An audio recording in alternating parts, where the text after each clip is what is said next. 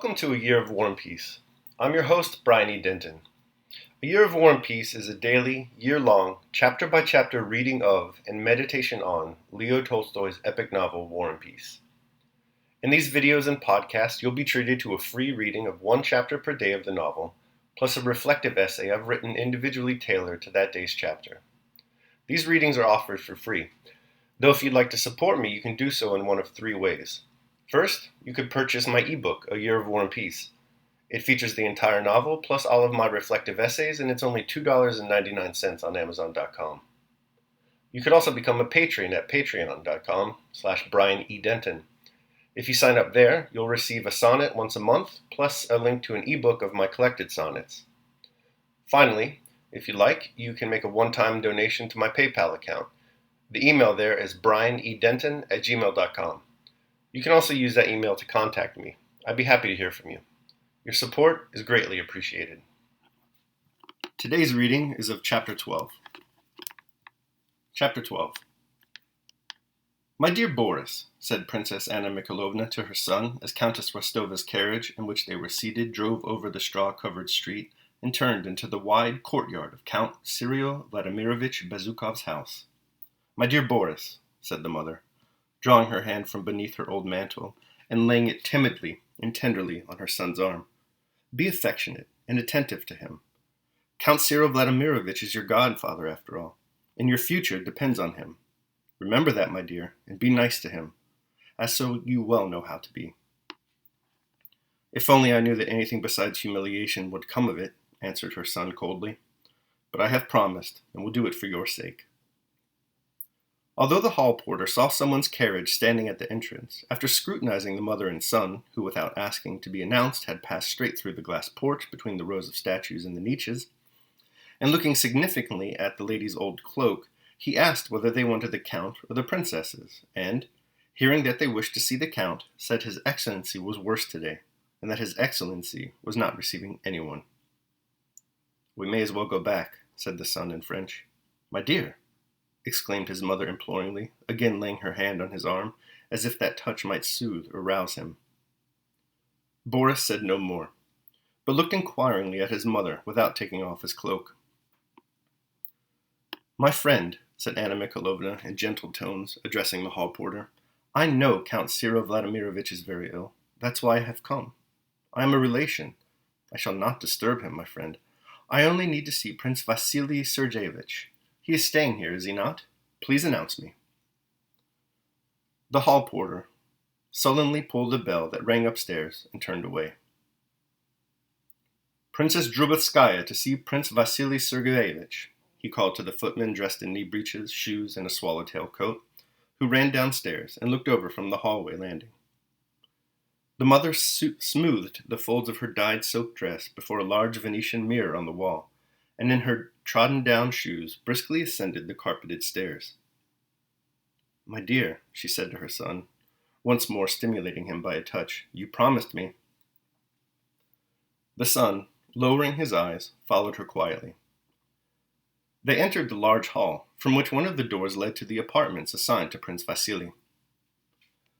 Just as the mother and son, having reached the middle of the hall, were about to ask their way of an elderly footman who had sprung up as they entered, the bronze handle of one of the doors turned, and Prince Vasily came out, wearing a velvet coat with a single star on his breast, as was his custom when at home, taking leave of a good-looking dark-haired man. This was the celebrated Petersburg doctor, Lorraine. "Then it is certain?" said the prince. "Prince, humanum est rare, but," replied the doctor, swallowing his R's, and pronouncing his Latin words with the French accent. "Very well, very well."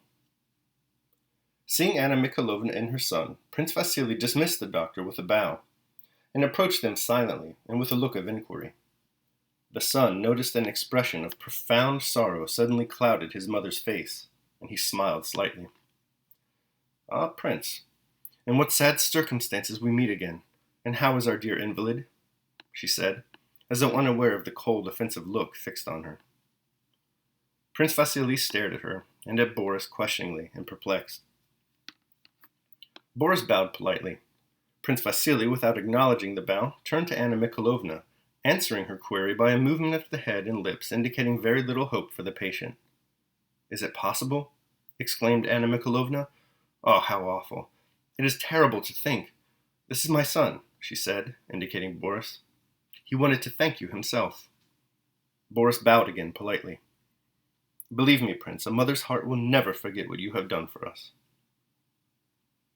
"I am glad I was able to do you a service, my dear Anna Mikhalovna," said Prince Vasily, arranging his lace frill, and in tone and manner, here in Moscow to Anna Mikhalovna, whom he had placed under such an obligation, assuming an air of much greater importance than he had done in Petersburg at Anna Scher's reception.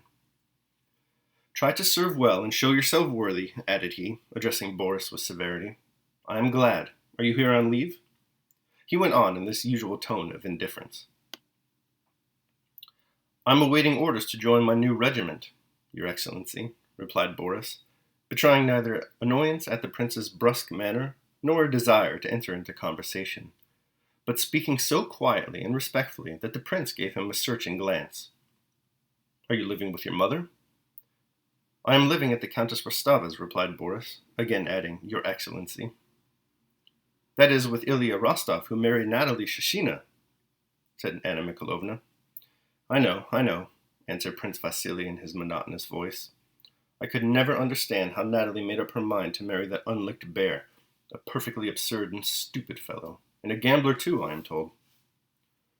But a very kind man, Prince," said Anna Mikhalovna with a pathetic smile, as though she too knew that Count Rostov deserved the censure, but asked him not to be too hard on the poor old man. "What did the doctor say?" asked the princess after a pause, her worn face again expressing deep sorrow. "They give little hope," replied the prince. "And I should so like to thank Uncle once and for all for the kindness to me and to Boris. He is his godson," she added, her tone suggesting that this fact ought to give Prince Vasily much satisfaction. Prince Vasily became thoughtful and frowned. Anna Mikhalovna saw that he was afraid of finding in her a rival for Count Bezukov's fortune, and hastened to reassure him. "If it were not for my sincere affection and devotion to Uncle," said she, uttering the word with peculiar assurance and unconcern, "I know his character, noble, upright. But you see, he has no one with him except the young princesses. They are still young." She bent her head and continued in a whisper, "Has he performed the final duty, Prince?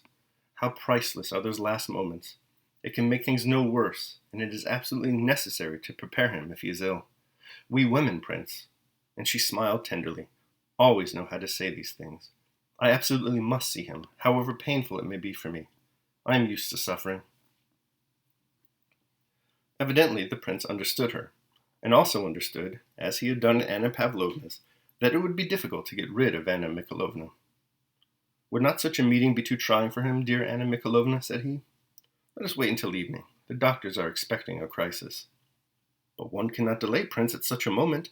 Consider that the welfare of his soul is at stake. Ah, it is awful, the duties of a Christian." A door of one of the inner rooms opened, and one of the princesses, the count's niece, entered with a cold, stern face. The length of her body was strikingly out of proportion to her short legs. Prince Vasily turned to her. "Well, how is he?" "Still the same, but what can you expect this noise?" said the princess, looking at Anna Mikhalovna as at a stranger. "Ah, my dear, I hardly knew you," said Anna Mikhalovna with a happy smile, ambling lightly up to the count's niece. "I have come, and am at your service to help nurse my uncle. I imagine what you have gone through," and she sympathetically turned up her eyes. The princess gave no reply, and did not even smile, but left the room as Anna Mikhalovna took off her gloves, and occupying the position she had conquered, settled down in an armchair, inviting Prince Vasily to take a seat beside her. "Boris," she said to her son with a smile, "I shall go in to see the count, my uncle. But you, my dear, had better go to Pierre meanwhile, and don't forget to give him the Rostov's invitation. They ask him to dinner. I suppose he won't go?" she continued, turning to the prince. "On the contrary," replied the prince, who had plainly become depressed. "I shall be only too glad if you relieve me of that young man. Here he is, and the count has not once asked for him." He shrugged his shoulders. A footman conducted Boris down one flight of stairs and up another to Pierre's rooms. All right, that concludes my reading of chapter 12 of War and Peace. I will now be moving into my reflection on the same. A Year of War and Peace, Day 12. Boris does his duty.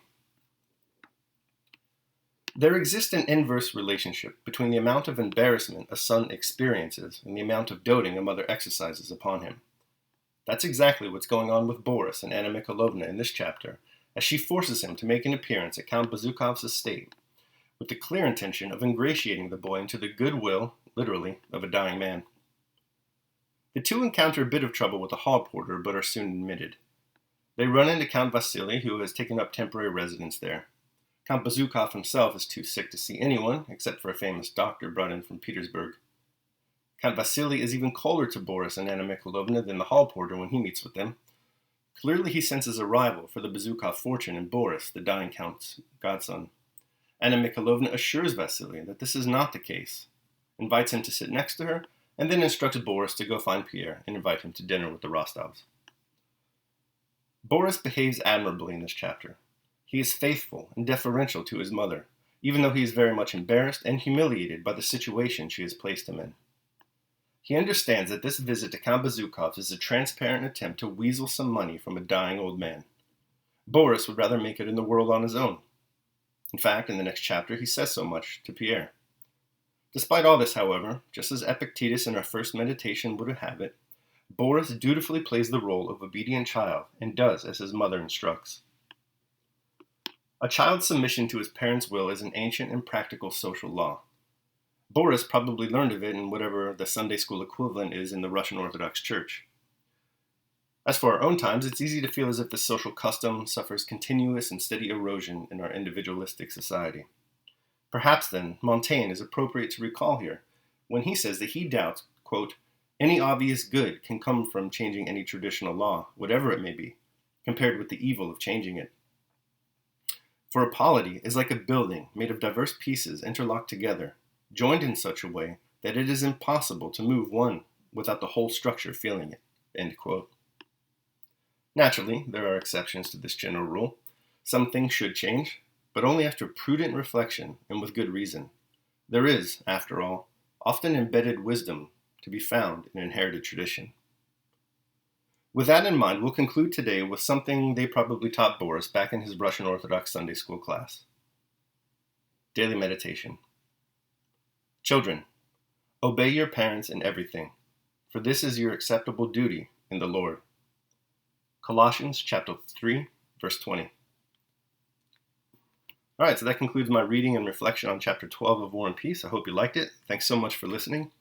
Remember that if you'd like to support me, you can do so either by purchasing the ebook, A Year of War and Peace, becoming a patron at patreon.com, or making a one-time donation at PayPal. The links to all that are below.